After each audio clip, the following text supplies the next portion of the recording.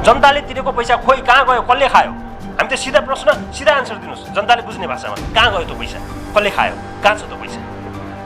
ठिक छ, यहाँले ठिकै कुरा उठाउनु भयो। जनताबाट उठाएको 8 करोड रुपियाँ कसले झम पार्यो? 8 करोड रुपियाँ कसले खायो, कहाँ गायब भयो? यसको डिटेल नहेरिकन अहिले भन्न सक्ने अवस्था छैन। जनताको आँखामा छारो हाल्ने, आफैले थुकेको थुक अहिले चाट्नु परेन महानगरपालिकाले? यो विज्ञप्तिकै सम्बन्धमा त मेरो भन्नु केही छैन, तर कहाँ छ 8 करोड, कसले खायो, कसको खल्तीमा गयो, कहाँ पच भयो? के यसरी प्रश्न गर्न पाइँदैन? पाइन्छ, एकदम पाइन्छ। 1 वर्षसम्म महानगरपालिकाले माखो मारेन भनेपछि यो यसरी नै चल्ने हो। विषयको अब छानबिन नभइकन अब यसै अब कहाँनिर के भयो भन्ने कुरा भन्न सक्ने अब महानगरपालिकाले जनतालाई आँखामा छारो हालेको छ। महानगरपालिकाले सार्वजनिक रूपमा हामी यसको विवरण सार्वजनिक गर्छौँ भनेको गर्दैन।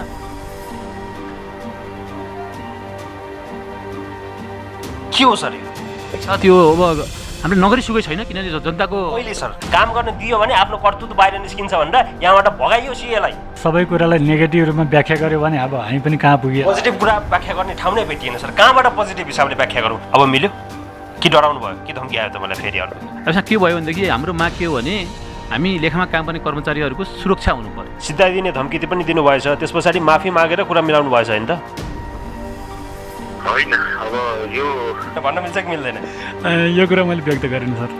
भन्न मिल्छ कि मिल्दैन भन्नुहोस् न। मिल्दैन भन्नु भने म सोध्दिनँ। मिलेन, मैले यो भनिनँ अहिले। तपाईँले भन्न मिलेन? तपाईँ केटा फसाएर पैसा कमाउने धन्दा चलाउनुहुन्छ? चलाउँदिनँ सर, त्यस्तो गर्दिनँ मैले। के गर्नुभएको त्यो रेकर्ड मैले सुनाऊ? कुरा ओकाल्न मात्रै खोजेको, त्यसमा चाहिँ म छैन, लुकेको पनि छैन। म यहीँ छु, तपाईँले मलाई सजाय दिन सक्नुहुन्छ। तपाईँलाई म अडियो सुनाउँछु, पाउनुहोस्। कसम 2 लाख 3 लाख दिए तँलाई आधा त तँलाई मम्मी कसम तँलाई मेरो छोरा कसम थाहा ल 2 लाख चाहिँ 1.5 लाख चाहिँ तँलाई दिने भयो ल, कसम बरु म 50,000 समातेरै बस्छु ल। कतिजना फसाउनु भयो अहिलेसम्म? कतिजना केटाहरू फसे तपाईँको हातबाट?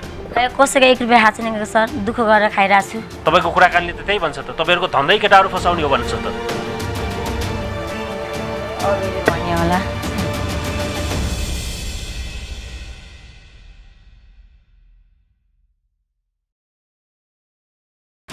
नमस्कार, गण्डकी छड्केमा स्वागत छ। मेरो नाम अपिल त्रिपाठी हो। कार्यक्रमको अघिल्लो हप्ताको श्रृङ्खलामा हामीले पोखरा नागढुङ्गामा रेस्टुरेन्ट व्यवसाय सञ्चालन गर्न बस्ने कृष्ण प्रसाद श्रेष्ठका छोरा, जसलाई बाल यौन दुरुपयोगको आरोप लागेर प्रहरीले पक्राउ गरेको थियो र मुद्दा चलाएको थियो। अहिले पनि त्यो मुद्दा सम्मानित अदालतमा विचाराधीन भइरहेको अवस्थामा स्वयं पीडित भनिएकी बालिकाकी आमा र अन्य 2 जना महिलाहरू मिलेर ती बालकलाई फसाइएको र यति पैसा दियो भने, यति पैसा पाइयो भने त्यो मुद्दा मिलाउने भनेर त्यो योजना बुनिएको, त्यो प्लान गरिएको अडियो तथ्यसहित प्रमाणसहित हामीले पेश गरेका थियौँ। त्यसको खास फलोअप आजको कार्यक्रममा हामी गर्दैछौँ। त्यहाँ कुराकानी गरिएका 3 जना महिलाहरूमध्ये 1 जना महिलालाई हामीले खोजेर सम्पर्कमा ल्याएका छौँ। उनीसँग गम्भीरतापूर्वक प्रश्न गर्नु छ। त्योभन्दा अगाडि आजको पहिलो विषय, पोखरा महानगरपालिका कार्यालयबाट 9 करोड 54 लाख रुपियाँ हराएको छ। महानगरपालिकाबाट 9 करोड 54 लाख रुपियाँ गायब भएको छ। जनताले एक गरेर तिरेको कर, नगरवासीले एक गरेर बुझाएको राजस्व कसले खायो, कहाँ पच भयो, कहाँ हरायो? गम्भीर प्रश्न महानगरपालिकामाथि उठेको छ। मलेपको 76-77 को प्रतिवेदनले भन्छ महानगरपालिकाको आम्दानी 1 अर्ब 35 करोड छ, तर महानगरपालिकाको खातामा 1 अर्ब 27 करोड भन्दा छैन। बाँकी पैसा कहाँ गयो? गएको वर्ष हामीले यस्तै समयमा एउटा रिपोर्टिङ गरेका थियौँ महानगरपालिकाको विषयमा। त्यतिबेला हामीले प्रश्न उठाएका थियौँ 13 करोड खोइ महानगरपालिकाबाट 13 करोड गायब भयो भनेर हामीले रिपोर्टिङ गरिसके पछाडि पोखरामा हङ्गामा मचिएको थियो। त्यसपछि महानगरपालिकाले एउटा विज्ञप्ति जारी गरेको थियो, जसमा महानगरपालिकाले यो दाबी गरेको थियो कि हराएको 13 करोड होइन, 1 करोड 73 लाख मात्र हो भनेर महानगरपालिकाले दाबी गरेको थियो विज्ञप्ति निकालेर। तर महानगरपालिकाले गत वर्ष गरेको त्यो दाबी समेत झुट देखिएको छ। महानगरपालिकाले नगरवासीको आँखामा छारो हाल्ने प्रयास गरेको देखिएको छ। महानगरपालिकाले त्यो बेला दाबी गरेको थियो 13 करोड रुपियाँ मध्ये 11 करोड समथिङको प्रमाण हामीले मलेपामा पेश गरेका छौँ भनेर। कुरा आर्थिक वर्ष 75-76 को 76-77 को मलेपाको प्रतिवेदनले भन्छ कि त्यो होइन, चान्चुन 4 करोडको भन्दा प्रमाण देखिएको छैन। बाँकी पैसा कहाँ गयो? त्यो बेलामा गएको वर्ष हामीले 13 करोड खोइ भनेर प्रश्न गरेपछि त्यसपछि महानगरपालिकाले 13 करोड होइन 1 करोड 73 लाख मात्र हो भनेर विज्ञप्ति सार्वजनिक गरे पछाडि महानगरपालिकाका केही जनप्रतिनिधिहरू र त्यहाँका कर्मचारीहरू बुरक उफ्रिँदै थिए। ए नबुझिकन रिपोर्टिङ गर्ने, हराएको जम्मा 1 करोड 73 लाख छ, 13 करोड भनिदिने भनेर हामी माथि खनिँदै थिए। अब थाहा भयो होला नि हराएको कति रहेछ। हामी त नबुझ्ने भयौँ, ठिक छ, बुझ्नेहरूले बुझाइदिनुहोस्। 9 करोड 54 लाख रुपियाँ कहाँ पच भयो। महानगरपालिकाले त्यो बेला 1 करोड 73 लाख मात्र हराएको हो भन्दै त्यसको छानबिन गरिने सार्वजनिक प्रतिबद्धता जाहेर गरेको थियो। तर त्यही 1 करोड 73 लाखको पनि 1 वर्ष बितिसक्दाखेरि पनि महानगरपालिकाले माखो मारेको छैन।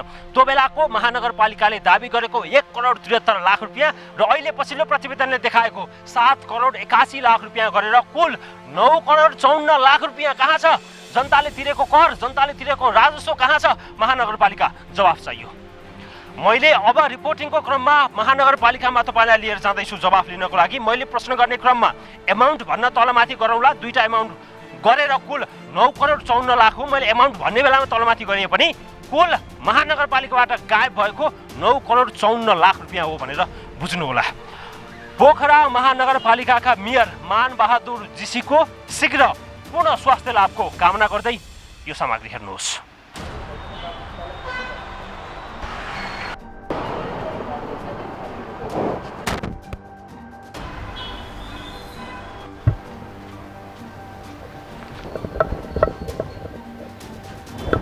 हाकिम साहब हुनुहुन्छ? हिसाब बिदामा हो। दर्शक, यस विषयमा जवाफ लिनको लागि हामीले पोखरा महानगरपालिकाका प्रमुख प्रशासकीय अधिकृत महेश बरालसँग जवाफ लिनुपर्ने हो खास। तर उहाँ बिदामा भएको जानकारी प्राप्त भएको छ। यहाँलाई म जानकारी गराउँ, अघिल्लो वर्ष हामीले यो विषयमा रिपोर्टिङ गर्न लाग्दाखेरि प्रमुख प्रशासकीय अधिकृतले के भन्नुभएको थियो मलाई भने, यो विषयमा तपाईँले रिपोर्टिङ गर्नु भनेको खोडा पहाड निक्ला चुहा जस्तै हो, केही होइन यो भन्नु उहाँले अनौपचारिक रूपमा इन्फर्मल्ली मलाई भन्नुभएको थियो। आज मलाई सोध्न मन थियो के निस्क्यो त, पहाड फोडेर के निस्क्यो, यो सोध्न मन थियो। तर उहाँ बिदामा हुनुहुँदो रहेछ। प्रमुख प्रशासकीय अधिकृत यहाँ नभइसके पछाडि पोखरा महानगरपालिकाका वरिष्ठ प्रशासकीय अधिकृत तथा महानगरपालिकाका सूचना अधिकारी भरत पौडेलसँग हामी यो विषयमा प्रश्न गर्दैछौँ।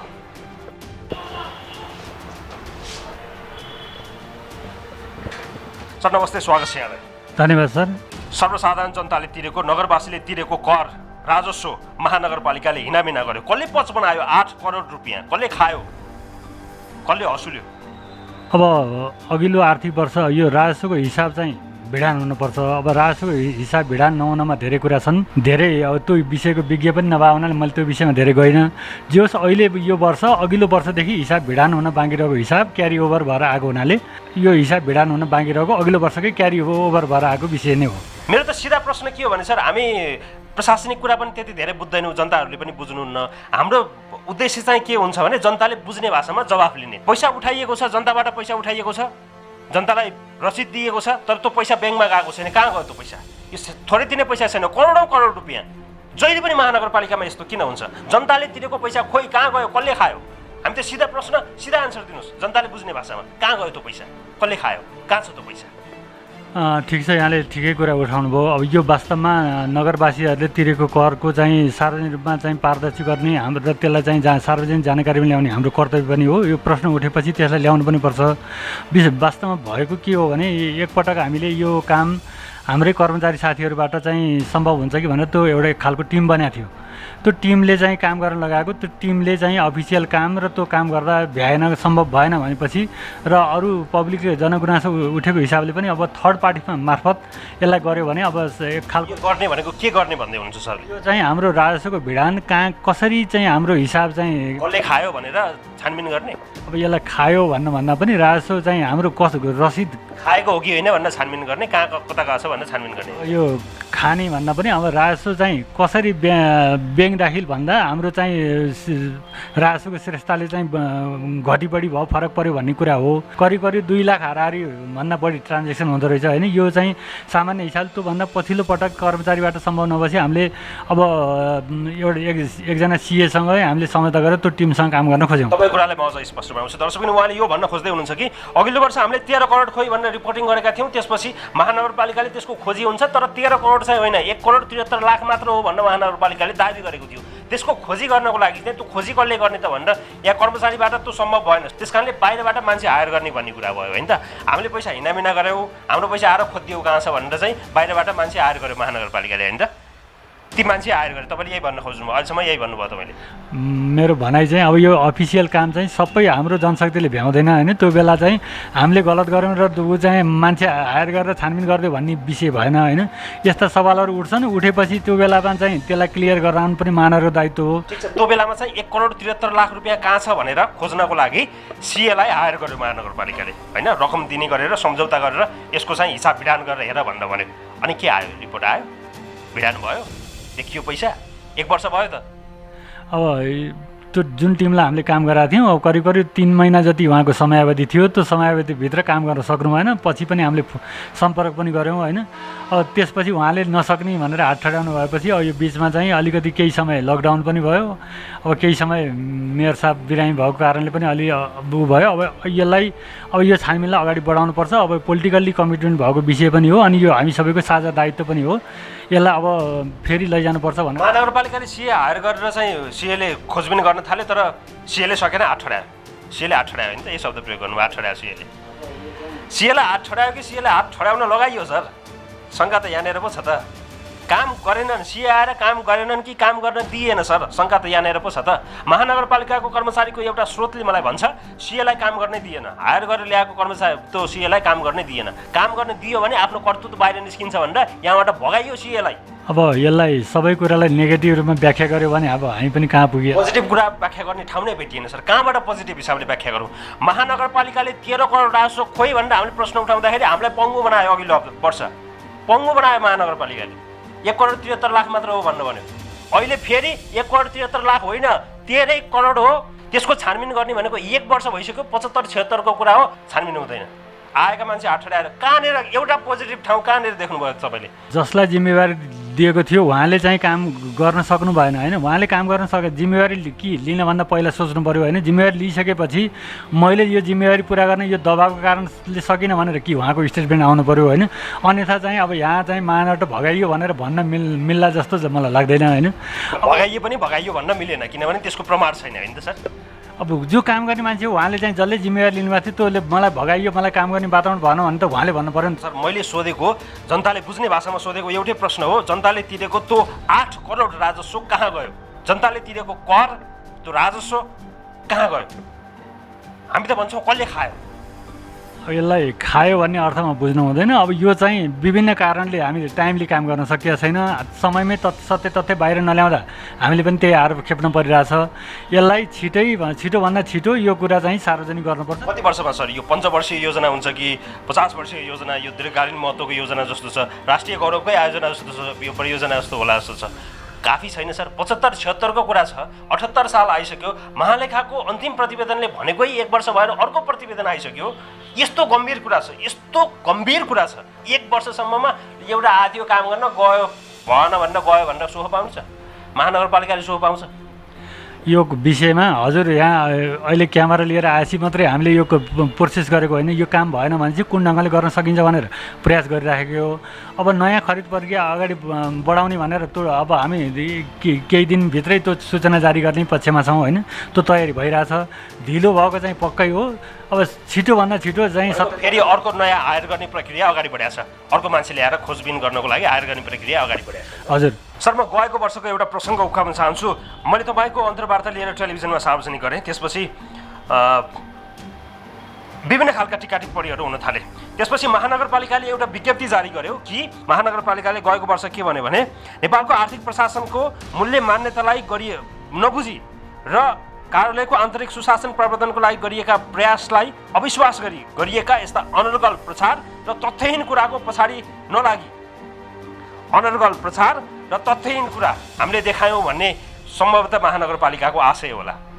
1,73,00,000 मात्र हो हिनामिना भएको, 13 करोड होइन भनेर महानगरपालिकाले भन्यो। तर आज 13 करोड रहेछ भनेर कसैले पुष्टि गर्नु परेन, महालेखाले स्वयंले पुष्टि गर्यो।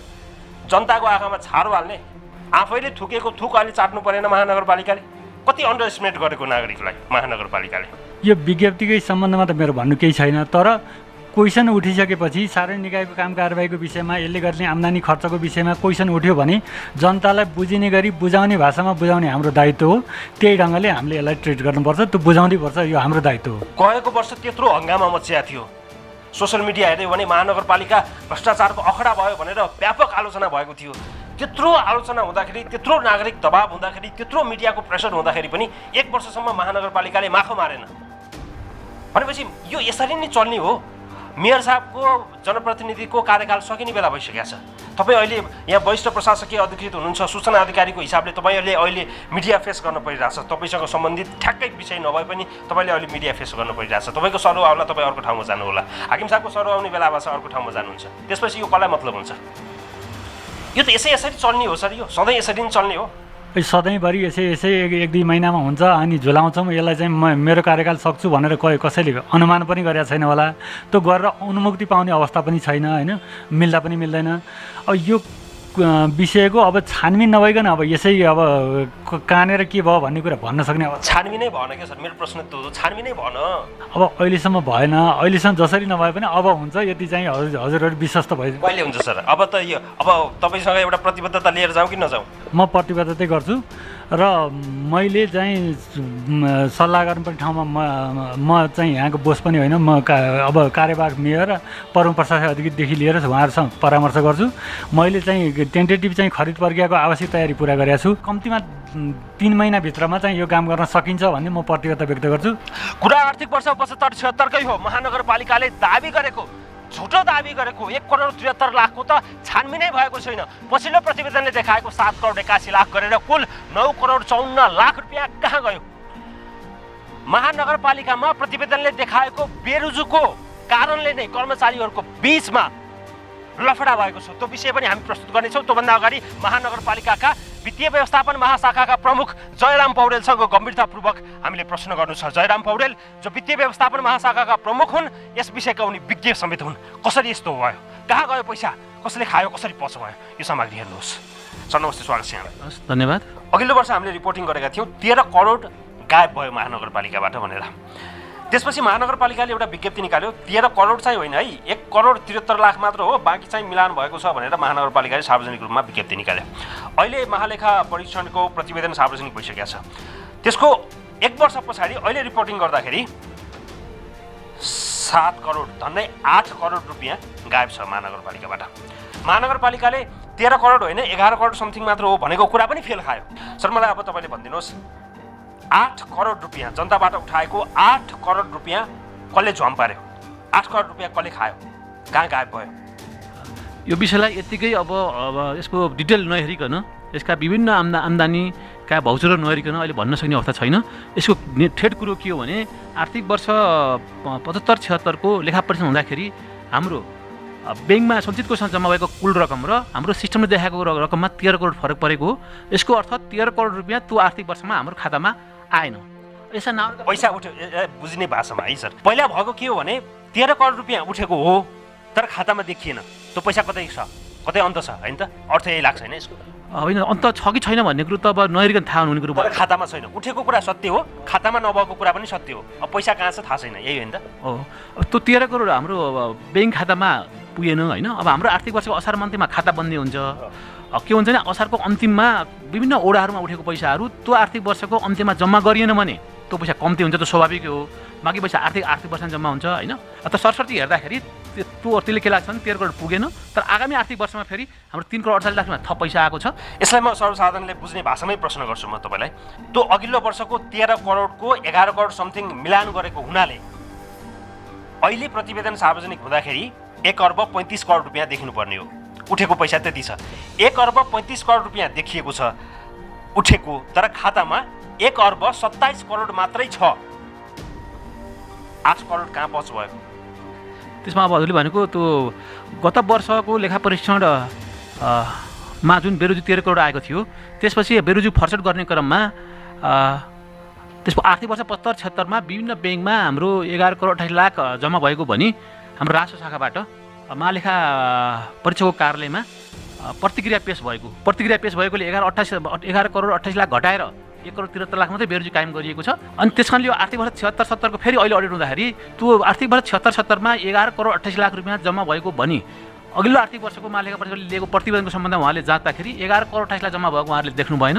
उहाँले के भन्नुभयो, 3 करोड 48 लाख मात्रै जम्मा भएको देखियो त्यो मध्येमा, र त्यस कारणले 7 करोड 81 लाख त्योमा जम्मा भएन।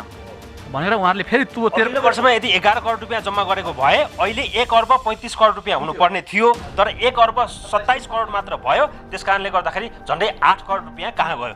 मैले तपाईँलाई प्रश्न गरेको विषय यो हो। तपाईँ अब कुरा बुझाउनु भयो, अब मलाई जवाफ दिनुहोस्। 8 करोड कहाँ छ? 8 करोड? कसले खायो? कसको खल्तीमा गयो? कहाँ पच भयो? के यसरी प्रश्न गर्न पाइँदैन? पाइन्छ, एकदम पाइन्छ। यो भनेको ठ्याक्कै हजुरले पोहोर साल 13 करोड कहाँ गयो भने जस्तै अब 8 करोड पुरो आरो टुङ्गियो, अब 781 मा यो टुङ्गियो, उतापट्टि 1 बाँकी नै छ फेरि। महालेखाले यो पनि के भन्यो भने 11 करोड रुपियाँ हामीले मिलान गरियो भनेर महानगरपालिकाले जुन दाबी गरेको थियो अघिल्लो वर्ष त्यो झुट रहेछ भन्ने कुरा यो प्रतिवेदनले देखाएको छ। महानगरपालिकाले जनतालाई आँखामा छारो हालेको छ। अब के भनेर छारो हाल्ने यो वर्ष चाहिँ? हो, हजुरको कुरा ठिक छ, त्यो जम्मा भएको देखिएन होइन। अब यसको चुरोको रूप पत्ता लगाउनलाई कुरा के छ भने आर्थिक वर्ष 74-75 सालकै हामीले चाहिँ राजस्वका सम्पूर्ण भाउचरहरू, त्यसका ब्याङ्क स्टेटमेन्टहरू नबिडाएसम्म यो पैसा कहाँ छ भनेर पत्ता लगाउन सकिँदैन। यो कसले गर्ने हो? म यो प्रश्न मैले तपाईँलाई गर्ने हो कि होइन? तपाईँ लेखा महाशाखाको प्रमुख हुनुहुन्छ, त्यो पैसा तपाईँले कहाँ हिनामिना गर्नुभयो भनेर मैले प्रश्न गर्न पाउँछु कि पाउँदिनँ? अब ठिक छ, यो त अब म आउनुभन्दा अगाडिको हिसाब हो होइन। आर्थिक वर्ष सर तपाईँ आएको कहिले हो? कति वर्ष भयो? 2 वर्ष भयो। म आउनुभन्दा अघिल्लो आर्थिक वर्षको लेखा परीक्षण हो। यसलाई छानबिन गर्ने भनेर एउटा समिति बनाएको थियो अनि मैले जिम्मा लिनुपर्छ र मैले त खोजी गर्ने भनेर मैले पटक प्रयास पनि गरेको। समिति बनाएर मैले हाम्रो त्यहाँको राष्ट्र शाखा प्रमुख गणेश पाण्डे, अर्को नवराज हुनुहुन्थ्यो, अनि हाम्रो लेखा अधिकारी नारायण सुवेदीलाई यो खुन्नुहोस् भनेर उहाँहरूले केही समय गर्नुभएको नि हो। तर त्यसलाई के छ भने त्यो धेरै समय लाग्ने देखियो, उहाँको क्षमताले भ्याउँदैन भनेर अनि सीएलाई कम्पनीलाई बाहिरबाट हायर गर्नुभयो मान्छे। ल हजुर मेरो पैसा कता गयो तिमीहरूले खोजिदियो, हाम्रो पैसा हरायो तिमीहरूले खोजिदियो भनेर मान्छे हायर गरियो अनि तिनीहरूले काम गरे। अनि हामीले त्यो हायर गरियो, एउटा उनीहरूसँग करार गरियो। तर उहाँहरूले केही समय चाहिँ त्यसको अध्ययन गर्नुभयो र पछि उहाँहरू नै सम्पर्कविहीन हुनुभयो। उहाँहरूको सगरा क्षमता उहाँहरूले काम नगरेको। फेरि भन्नुहोस् सर, के भन्दै हुनुहुन्छ तपाईँ? हायर गरेको मान्छेहरू सम्पर्कविहीन भए, उहाँहरूले कामै छोडिदिनु भयो बिचमा। मान्छे बिचमा भागे, गायब भए, काम गरेनन्।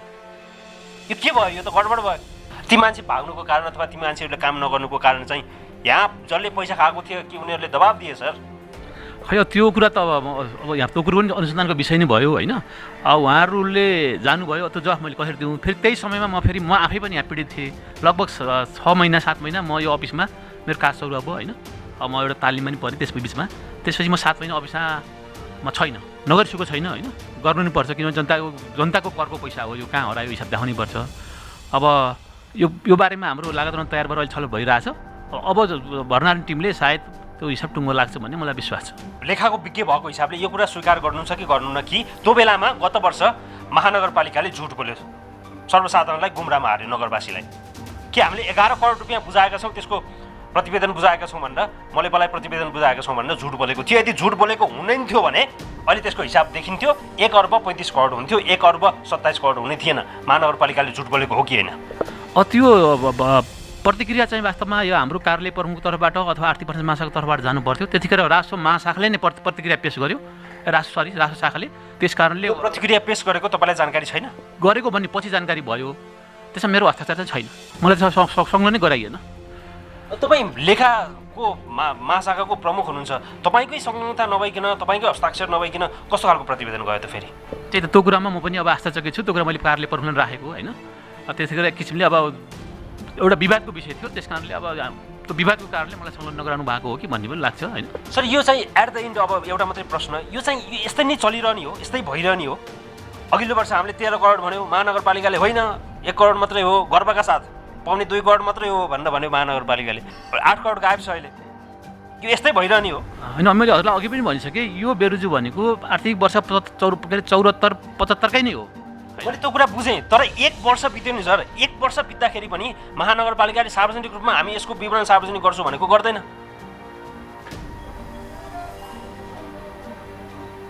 के हो सर यो? ठिक छ, त्यो अब हामीले नगरिसकेको छैन, किनभने जनताको कहिले सर, कहिले भन्नुहोस् त? अब तपाईँ सरुवा हुनुहुन्छ, अलि दिनपछि तपाईँ सरुवा हुनुहुन्छ, मेयर साहबको कार्यकाल सकिने बेला भएको छ, अर्का मेयर आउँछन्, अर्का उपमेयर आउँछन्, हाकिम साहबको सरुवा हुने बेला भएको छ, अर्का हाकिम आउँछन्। अब पहिलाकाले के गरे खोइ हेरौँला भन्ने सकियो। अब यसमा हाम्रो छलफल भएको छ होइन। म सहित कार्यालय प्रमुख र मसँगै बसेर अब छलफल भएको छ। हामी अब छिटै विज्ञता पनि चाहिने भएको र सिए राखेर हामी चाहिँ यो काम छिटै गर्छौँ। यो गर्नुपर्छ, किनभने यो सार्वजनिक एउटा स्थानीय सरकार हो। सरकारले जनताको कर लिएपछि यसरी मल्लेपल्ली पैसा खोइ भनेर बेरुजु निकालिसकेपछि यसको हिसाब त देखाउनु चाहिँ हाम्रो कर्तव्य, हामीले देखाउनै पर्छ। आजको कार्यक्रमको दोस्रो विषयवस्तु भनेको एकजना बालक जसलाई बाल यौन दुरुपयोगको मुद्दामा अनुसन्धान गर्नको लागि प्रहरीले पक्राउ गरेर सम्मानित अदालतमा पेश गरेको थियो। अहिले पनि त्यो मुद्दा विचाराधीन थियो। कार्यक्रमको अघिल्लो हप्तामा हामीले पीडित भनिएकी बालिका कि आमा र उनका दुईजना साथीहरूको बीचमा पीडक भनिएका बालकका बाबासँग पैसाको डिल गर्ने प्लान गरिरहेको, योजना बुनिरहेको तथ्य प्रमाण अडियो सहित हामीले सार्वजनिक गरेका थियौँ।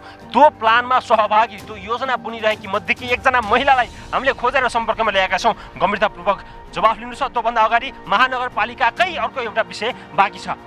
75-76 को यो विषय भयो। 76-77 को मलेपाको प्रतिवेदनले थुप्रै बेरुजुहरू देखाएको छ, जसमध्ये महानगरपालिकामा दुईजना कानुन अधिकृत हुँदाहुँदै बाहिरबाट कानुन अधिकृत हायर गरेर 8,48,000 रुपियाँ किन पे गरियो?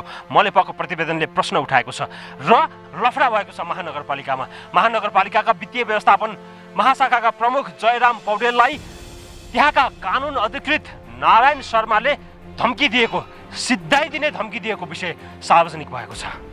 हामी यो विषय 4 मिनेटमा प्रस्तुत गर्न चाहन्छौँ। जयराम पौडेल जो वित्तीय व्यवस्थापन महाशाखाका प्रमुख हुन्, उनलाई धम्की आएको दाबी गरिएको छ, बताइएको छ। उनीसँग हामी प्रश्न गर्छौँ। त्यसपछि धम्की दिएको भनिएका नारायण शर्मासँग जवाफ लिनु छ। त्यसका साक्षी समेत रहेका र वरिष्ठ प्रशासकीय अधिकृत समेत रहेका महानगरपालिकाका भरत पौडेलसँग जवाफ लिन्छौँ। 4 मिनेटको सामग्री छ। त्यसपछि दोस्रो विषयवस्तुमा प्रवेश गर्छौँ। यो सामग्री हेर्नुहोस्। धम्की आएको कुरा सत्य हो कि होइन? अब त्यो आएको थियो होइन। कसले दियो धम्की? कानुन अधिकृत नारायण शर्मा, जुन कुरो सार्वजनिक यहाँहरूले चाहिँ अब विभिन्न मिडियाहरूमा म तपाईँलाई प्रत्यक्ष साक्षात्कार गरेको हुनाले तपाईँको मुखबाट सुन्न चाहन्छु। म तपाईँलाई नारायण शर्माले के भनेर धम्की दिएका हुन्? त्यही कमल अर्यालको रकम अब भुक्तानी। कमल अर्याल भनेको वकिल, एउटा कानुन व्यवसायी थिए। उहाँलाई यहाँ करार सम्झौता गरेर हाम्रा मुद्दाहरू, थप मुद्दाहरू बहस गर्न राखिएको थियो। अब त्यसको भुक्तानी सम्बन्धमा विवाद हुँदाखेरि धम्की आएको। के भनेर धम्की आयो? अब यो भुक्तानी दिनुहोस्, भुक्तानी दिनु भएन भने अब सिद्धाउँछु भन्ने धम्की हो। त्यो धम्की तपाईँले मात्रै सुन्नुभयो, अरूले किन सुनेनन्? होइन, त्यहाँ हामी 4-5 जना थियौँ, 5 जनाले सुनेको। कसैले भन्नुभएको छैन सुन्यो भनेर? त्यो त अब उहाँहरूलाई सोध्नु पऱ्यो नि। कुरोको चुरो कुरो चाहिँ के हो त? केमा खास विवाद भएको? कानुन व्यवसायी जो हायर गरेको थियो महानगरपालिकाले, त्यसलाई पेमेन्ट गर्नुपर्ने थियो। उहाँले बिल लिएर आउनु भएको थियो, त्यसलाई पेमेन्ट गर्नुपर्ने थियो। त्यो पेमेन्ट चाहिँ गर्न नहुने थियो। किनभने अब आर्थिक वर्ष 76-77 को महालेखा परीक्षकले लेखा परीक्षण गराउँदाखेरि त्यसमा बेरुजु लेखिसकेपछि हामी आर्थिक प्रशासन शाखाको तर्फबाट त्यस्तो बेरुजु आइसकेको रकम पुनः भुक्तानी गर्नु भनेको आर्थिक अनुशासनहीनता हुन्छ। त्यस कारणले त्यस्तो रकमलाई हामी त्यो पुरानो बेरुजु फर्चोट नभएसम्म भुक्तानी गर्न मिल्दैन। अनि के नारायण शर्माले चाहिँ यो पेमेन्ट गर्नुपर्छ भन्ने तपाईँले दबाब दिनुभयो? दिनुभएको थियो। तपाईँ मिल्नु भयो? तपाईँले त प्रहरीकोमा जाहेरी पनि दिनुभएको थियो। अब मिल्यो कि डराउनु भयो? कि धम्की आयो तपाईँलाई फेरि अर्को? डराउने कुरै हुँदैन। डराउने भएदेखि त निवेदन दिने पनि थिएन मैले होइन। यसमा के भयो भनेदेखि हाम्रो माग के हो भने हामी लेखामा काम गर्ने कर्मचारीहरूको सुरक्षा हुनु पर्यो होइन भन्ने कुरा हो। अनि हामीलाई अहिले सुरक्षाको प्रत्याभूति भयो? अलि सुरक्षित हुनुहुन्छ तपाईँ? अस्तिसम्म सुरक्षित हुनुहुन्थेन, अहिले सुरक्षित हुनुहुन्छ तपाईँ? त्यो प्रत्याभूति मलाई अब कार्यालय प्रमुखले उहाँ सबैलाई राखेर गराउनु भएको छ। अनि कार्यालय प्रमुखले राखेर उहाँलाई न्यूनतम सजाय गर्ने सहमति भएपछि, समझदारी भएपछि अनि मैले उताको निवेदन फिर्ता गरेको। तपाईँसँग माफ माग्नु भयो नारायण शर्माले? माग्नु भयो। तपाईँले माफी दिनुभयो? माफी दिनु नि पऱ्यो। माफ मागेपछि हामीले पोखरा महानगरपालिकाका कानुन अधिकृत नारायण प्रसाद शर्मा, उहाँसँग उहाँकै मुखबाट हामीले जवाफ लिने प्रयास गरिरहेका थियौँ। तर उहाँ विधामा भएको जानकारी हामीलाई प्राप्त भएको छ। उहाँलाई बाहिर कतै भेट्न सकिन्छ अथवा टेलिफोनबाट कसरी उहाँको जवाफ लिन सकिन्छ त्यो हामी प्रयास गर्नेछौँ। तपाईँले पोखरा महानगरपालिकाका वित्तीय व्यवस्थापन महाशाखाका प्रमुख जयराम पौडेललाई पहिला धम्क्याउनु भएछ, सिधाइदिने धम्की पनि दिनुभएछ, त्यस पछाडि माफी मागेर कुरा मिलाउनु भएछ होइन त? होइन, अब यो जयराम सरको र मेरो बिचमा व्यक्तिगत कुनै आग्रह पूर्वाग्रह दुश्मनी केही छैन। अब अख्तियारको काममा प्रमुख प्रशासकीय अधिकृतको कार्यक्षेत्रमा अब एउटा विषयमा चाहिँ छलफल भयो, डिस्कस भयो। डिस्कस हुँदा चाहिँ बोल्ने क्रममा दुवै तर्फबाट अब केही उतार चढाव स्वाभाविक हुन्छ पनि। कार्यक्षेत्रमै भएको कुरा कार्यक्षेत्रमै अफिसियल कुरा भएको हुनाले त्यही चाहिँ हामी मिलेर चाहिँ यसलाई चाहिँ टुङ्गाइसकेको विषय हो। तपाईँलाई अहिले मिडियामा मैले माफ मागेँ भनेर भन्न अप्ठ्यारो लागेको हो? कोठाभित्र चाहिँ माफ माग्नु भएको हो तपाईँले? माफ मागेको छैन। किन माफ मागेँ? माफ माग्नुको अर्थ के भने अब म सिनियर अफिसर हो, मेरो सिनियर अफिसर मैले मान्नु पर्यो। अब अनि धम्क्याएपछि सिधाइदिन्छु भनेपछि त माफ माग्नुपर्छ होला नि, पर्दैन? पहिला विषय त धम्काउने सिद्धाउने विषय नै उठेको होइन। मभन्दा सिनियर अफिसर हो, बोल्ने गरेर तल माथि भएको कुरामा चाहिँ अब भोलिबाट यसलाई चाहिँ अब हामीले चाहिँ अब नियम अनुसार पालना गरेर जानुपर्छ भन्ने कुरा। यसो मैले यहाँभन्दा बढी अब केही नगरौँ।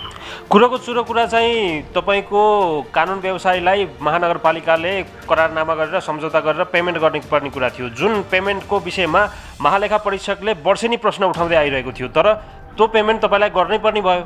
बाहिरबाट मान्छे हायर गर्दाखेरि त्यसको पनि एउटा प्रक्रिया छ। सार्वजनिक खरिद ऐनले त्यसको एउटा नियमन यसरी गर्ने अथवा यो प्रक्रियाबाट गर्ने भन्ने कुरा निर्दिष्ट गरेको छ। तपाईँ कानुनको अधिकृत हुनुहुन्छ, तर कानुन मिचेर किन त्यसो गरियो? होइन, त्यो मैले नियुक्ति गरेको होइन, कार्यालयले प्रमुखज्यूले गरेको कुरालाई अरू नगरपालिकामा पनि कानुन सल्लाहकार राखेको छ। प्रक्रिया चाहिँ पुऱ्याउन पर्यो। जयराम पौडेलसँग मैले कुराकानी गर्दाखेरि उहाँले एक्सक्युज गर्नुभयो, उहाँले माफी माग्नुभयो, त्यस कारणले मैले माफी दिएँ भनेर उहाँले बताउनु भएको छ र बाहिर पनि हामीले त्यही सुनिएको छ। तपाईँले माफी दिएको कुरा चाहिँ, माफी मागेको कुरा चाहिँ तपाईँले अस्वीकार गर्नुभयो होइन त? बोल्ने क्रममा कहिलेकाहीँ तलमाथि भएको भए त्यस्ता कुरालाई मैले सुधारेर जान्छु भन्नु त मैले त भन्नै पाउनु पर्यो नि त, त्यो कोहीले नि भन्छ। खुलाउनुहोस् न सर, के सहमति भयो? कसको गल्ती रहेछ? कसैलाई नोटिस दियो कि कसैले माफी माग्यो कि के भयो भन्नुहोस् न। के भन्न मिल्दैन? यो मिल्दैन भने म सोध्दिनँ तपाईँलाई। ठिक छ, यो आन्तरिक रूपमा सेटल भएको कुरा होइन, यही विषयमा मैले थप केही कुरा राखिनँ। भन्न मिल्छ कि मिल्दैन? राख्नु त राख्नु भएन, म पहल गर्दिनँ। भन्न मिल्छ कि मिल्दैन? यो कुरा मैले व्यक्त गरिनँ सर। भन्न मिल्छ कि मिल्दैन भन्नुहोस् न। मिल्दैन भन्नु भने म सोध्दिनँ। मिलेन, मैले यो भनिनँ अहिले। तपाईँले भन्नु मिलेन?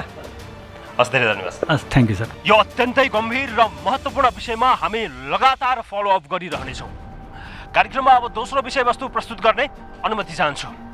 गएको हप्ताको कार्यक्रममा हामीले पोखरा नागढुङ्गामा रेस्टुरेन्ट व्यवसाय सञ्चालन गर्न बस्ने कृष्ण प्रसाद श्रेष्ठका छोरा, जसलाई बाल यौन दुरुपयोगको आरोपमा प्रहरीले पक्राउ गरेर मुद्दा चलाएको थियो, त्यो मुद्दा अहिले पनि सम्मानित अदालतमा विचाराधीन छ।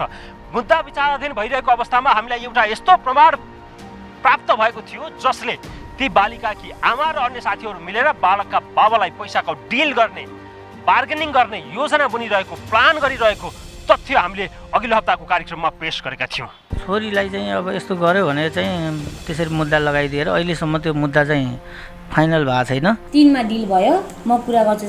अब मलाई म त्यही कुरा गर्छु। क्यास चाहियो, पहिला क्यास चाहियो, क्यास चाहियो। उसको आमा त्यसै जे पाए त्यही भनेर फसाइदिएको छ। 3 महिना चाहिँ मेरो चाहिँ त्यहाँ कोठामा बस्यो होला, त्यो भित्रमा चाहिँ उसले 3 जना मान्छे फसाइसक्यो। यही विषयको एउटा स्पेशल फलोअप आजको कार्यक्रममा हामी गर्न गइरहेका छौँ। सम्मानित अदालतमा विचाराधीन भइरहेको मुद्दामा हामीले रिपोर्टिङ गर्न खोजिरहेका छैनौँ ती बालक दोषी हुन् निर्दोष हुन्, त्यो हामीले भन्न खोजिरहेका छैनौँ। हामीले यो मात्र भनिरहेका छौँ कि यो अडियो के हो, यसले के भनिरहेको छ, यसको छानबिन हुनुपर्छ कि पर्दैन, यसको अनुसन्धान हुनुपर्छ कि पर्दैन। जुन अडियो हामीले अघिल्लो हप्ता सार्वजनिक गरेका थियौँ, पीडित भनिए कि बालिकाकी आमा र अन्य 2 जना महिलाहरूको बिचमा पीडक भनिएका बालकका बाबासँग पैसाको बार्गेनिङ गर्ने भनेर जुन योजना बुनिएको थियो, त्यो योजना बुन्ने मध्येकी एक वर्षा श्रेष्ठलाई हामीले खोजेर सम्पर्कमा ल्याएका छौँ। उनीसँग गम्भीरतापूर्वक प्रश्न गर्नु छ। यो सामग्री हेर्नुहोस्। वर्षाजी नमस्ते, स्वागत छ तपाईँलाई। नमस्ते। तपाईँ केटा फसाएर पैसा कमाउने धन्दा चलाउनुहुन्छ? चलाउँदिनँ सर, त्यस्तो गर्दिनँ मैले। के गर्नुभएको त्यो रेकर्ड मैले सुनाऊ? तपाईँले सुन्नुभएको सुन्नु भएन? अघिल्लो हप्ताको कार्यक्रम तपाईँले हेर्नुभयो? तर मैले उहाँसँग कुरा, त्यो जुन केटीको आमासँग कुरा ओकाल्न मात्रै खोजेको, त्यसमा चाहिँ म छैन। मैले उहाँ चाहिँ निर्दोष मान्छेलाई चाहिँ मैले जोगाउन खोजेको हो, उहाँसँग मेरो कुनै सरकार छैन। जोगाउन खोजेको मान्छेले, निर्दोष मान्छेलाई जोगाउन खोजेको मान्छेले, म तपाईँलाई अडियो सुनाऊ? तपाईँलाई म अडियो सुनाउँछु, पाउनुहोस्। कति लाख भन्नु ल, तोप होइन, कति लाखको तोप, त्यो लाख चाहिँ मैले निकाल्न सक्ने मेरी विश्वास। त्यो चाहिँ मलाई के हुन्छ? कसम 2 लाख 3 लाख जति तल आधा त तल मम्मी कसम तल मैले मेरो छोरा कसम थाहा भयो। ल 2 लाख चाहिँ 1.5 लाख चाहिँ तल दिने भयो ल, कसम बरु म 50,000 समातेरै बस्छु ल। कतिमा? 3 जति भन्छस् तैँले सक ल। ल मेरो जिम्मा भयो दाइ, ल म गर्छु तपाईँको सल्लाहमा, म डाइरेक्ट ल तैँले त्यति गर्छु, म केस फिर्ता लिदिन्छु ल। डाइरेक्ट भन् ल। 3 होइन, यति चाहियो नभन्, यति चाहियो पनि नभन्, उति चाहिएन पैसा दिए पनि नभन्। तपाईँले के गर्नुहुन्छ त नि दाइ? अब पैसाले गर्नुहुन्छ कि अब कानुनले गर्नुहुन्छ भनेर यसरी भयो कि मुर्दा फेरि डाइरेक्ट पैसा चाहिने, ए यिनीहरू यस्तो रहेछ भन्ने नहोस् फेरि भोलि। मलाई सिकाउनु, त्यो छोरी जस्तै हो म पनि, मलाई सिकाउन पर्दैन फेरि पढ्यो ठाउँमा। सिकाउनु पर्दैन होइन? कति अरे तपाईँको भागमा कति अरे? पैसा उठाएपछि कति पाउने अरे तपाईँले? त्यस्तो सोचेर भनेको होइन सर, होइन। कति पाउने भन्नु न, तपाईँले त्यहाँ कति भन्नुभएको अरे तपाईँको भागमा? खै त्यो त मैले सुनिनँ। 1.5 पाउने? त्यो त उहाँलाई भनेको मात्रै हो कि मैले सर, उहाँलाई चाहिँ कुरा ओकाल्नको लागि मात्र मैले त्यो भनेको हो। किनकि म अहिलेसम्म त्यस्तो काम गरेर हिँडेको छैन कुनै ठाउँमा रेकर्ड छ नि भन्नु सर मलाई होइन तर मैले उहाँले चाहिँ अब निर्देश मसला रेकर्डै छ त अनि कुन ठाउँमा होइन यही ठाउँमा छ रेकर्ड बोले होला त्यसको लागि चाहिँ मुखले बोलेको कुरा चाहिँ होइन केले बोल्नुहुन्छ त तपाईँ मुखले गरेको कुरा होइन भने भनिहालेँ मैले होइन तर त्यस्तो नराम्रो सोचेर उहाँसँग पैसा लिम्ला भनेर त्यस्तो नराम्रो सोचेर होइन भने के तपाईँ आफैले डिल गर्नु भएको छ यति पैसा तँलाई यति पैसा उसलाई यति पैसा उसलाई भनेर तपाईँले डिल गर्नु भएको छ यसरी गरौँ यसरी गरौँ यसरी गरौँ भनेर प्लान गर्नु भएको छ तपाईँले चाहिँ त्यो दिलाई चाहिँ मैले पैसामा फसाउन खोजेको रहेछ कि त्यो भाइलाई के गर्न खोजेको रहेछ यसले भनेर मात्रै मैले उहाँसँग सोधेको हो पो पैसा पाइएन पैसा आएन रोड पो त्यसो भन्दै हुनुहुन्छ पैसा आएर उहाँले पैसा दिएको भए त्यो साउजीले पैसा दिएको भए त खानुहुन्थ्यो होला नि पैसा त्यस्तो होइन सर उहाँसँग मैले यतिखेर भएछ किन आफ्नो जिन्दगी धरपमा राखेको पनि छैन मैले उहाँसँग त मैले कुरा ओकालमा यो पैसा किन फसाउन खोजेँ त्यो केटालाई किन फसाउन खोजेँ यसले भनेर पैसामा यो 3-4 भन्दाखेरि यसले भन्छ कि भनेर मैले उसलाई ओकाल्न मात्रै खोजेको सर अब मबाट ओकाल्न खोज्दाखेरि उहाँले ओकाल्न खोज्नुभयो तपाईँले ओकाल्न खोज्नुभयो तपाईँले रेकर्ड गर्नुभएको थियो मैले रेकर्ड गरेर मैले नै भाइको त्यो जुन त्यो केटाको बाबालाई दिएको मैले रेकर्ड गरेर मैले नै दिएको तपाईँले दिएको हो कि पूजाले दिएको हजुर तपाईँले दिएको कि पूजाले मैले रेकर्ड गरेँ होइन अनि मेरो मोबाइल अफ भयो अनि फेरि मैले पूजाको मोबाइलबाट रेकर्ड गर्न लगाएर पूजालाई राखेर मैले रेकर्ड गरेर मेरो हातबाट उहाँलाई लगेर दिएको जो बालिका चाहिँ पीडित भएन भनेर भनिएको छ अहिले तिनको आमा चाहिँ तपाईँको साथी हो नि होइन साथी भनेर त्यस्तो साथीलाई फसाउनलाई तपाईँले त्यत्रो रिस्क लिनुहुन्छ त आफ्नै साथीलाई फसाउनुहुन्छ तपाईँले दिदी हो तर अनि आफ्नै दिदीलाई तपाईँले फसाउनुहुन्छ आफ्नै दिदीलाई फसाउनलाई रेकर्ड गरेर उहाँलाई ल्याएर दिनुहुन्छ सर निर्दोष मान्छेले बचाउनु पर्यो नि त भाग आएन पैसा उठेन भन्नु न बरु त्यो होइन सर त्यो होइन कतिजना फसाउनु भयो अहिलेसम्म कतिजना केटाहरू फसे तपाईँको हातबाट कसैको 1 रुपियाँ हात छैन सर दुःख गरेर खाइरहेको छु अडियोले त त्यही भन्छ त तपाईँको कुराकानीले त त्यही भन्छ त तपाईँहरूको धन्दै केटाहरू फसाउने हो भन्छ त अडियोले भन्यो होला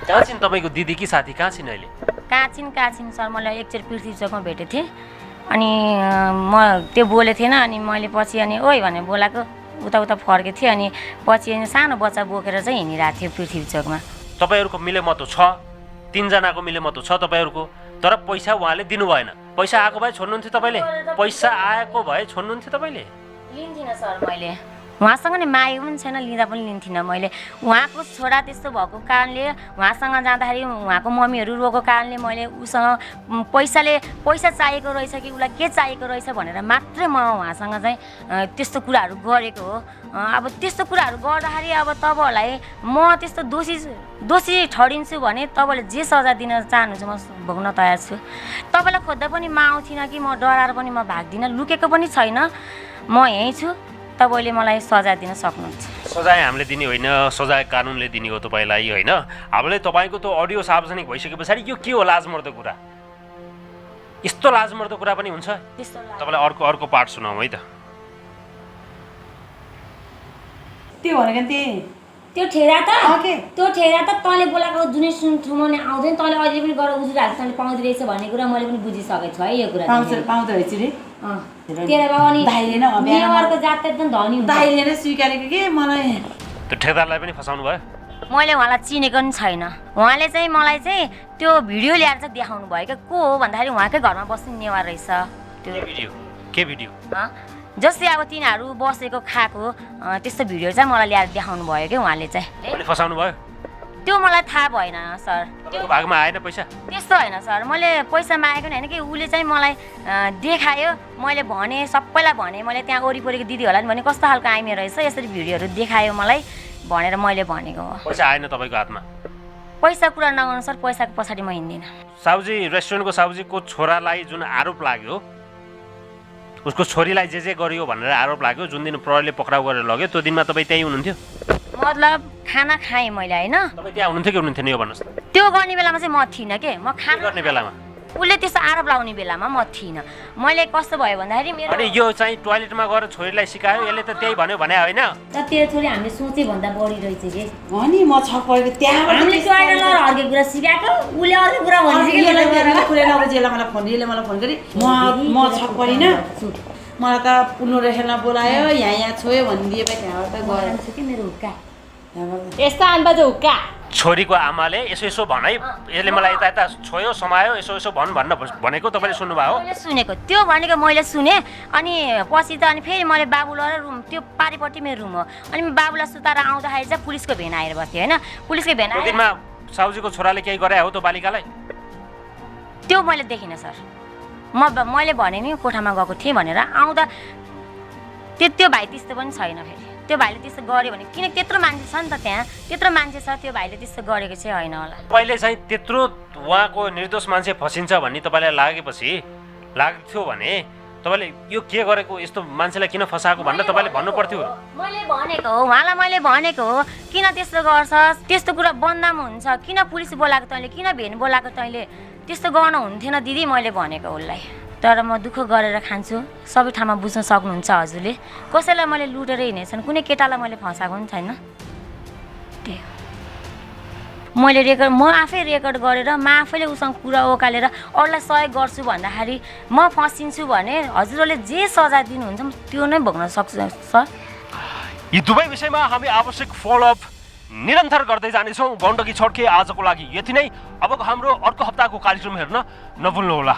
गण्डकी टेलिभिजन हेर्दै गर्नुहोस्। म लगायत सम्पूर्ण टिमलाई बिदा दिनुहोस्। नमस्कार।